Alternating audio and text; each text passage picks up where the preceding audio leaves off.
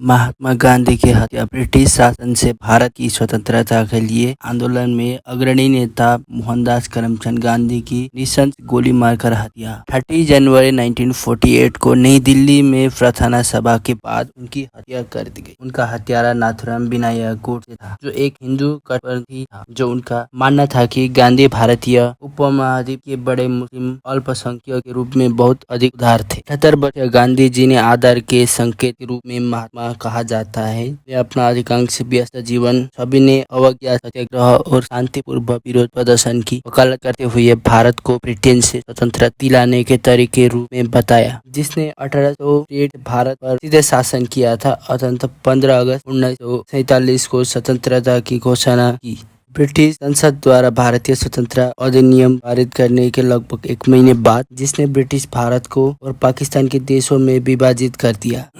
बढ़ती सांप्रदायिक हिंसा के बीच गांधी शांति के लिए उपवास में भाग लेने और प्रार्थना सभाओं में भाग लेने के लिए भारत की राजनीति नई दिल्ली आए। उनकी मृत्यु के दिन उनकी उपस्थिति ने कई 100 से 1000 लोगों के बीच अनुयायियों की भीड़ को आकर्षित किया। लगभग 5:15 बजे गांधी और उनकी 2 पोतियों ने बिरला हाउस छोड़ दिया, जहां वे रह रहे थे। अपने अनुयायियों को पास के ग्रीष्मकालीन शिवालय में ले जाने के इरादे से, जहां से अक्सर शाम की प्रार्थना करते, नाथूराम गोडसे कमजोर राजनेता के पास गए, उनको अभिवादन किया, फिर एक छोटे से कैलिबर रिवॉल्वर से, जो उसने अपने हाथों में छुपा रखा था, नजदीक से 3 गोलियां चलाई, जो गांधी के ऊपरी आंख, पेट और छाती में लगी। जैसे ही गांधी जमीन पर गिरे, उन्होंने हिंदू क्षमा मुद्रा में अपने माथे पर हाथ रखा। उन्हें जल्दी से बिरला हाउस में वापस ले जाया गया और एक सोफे पर बिठाया गया। उनका सिर उनकी पोती मणि की गोद में था, जिसने कुछ मिनट बाद भीड़ से कहा, बापू का अंत हो गया। गांधी की मृत्यु की खबर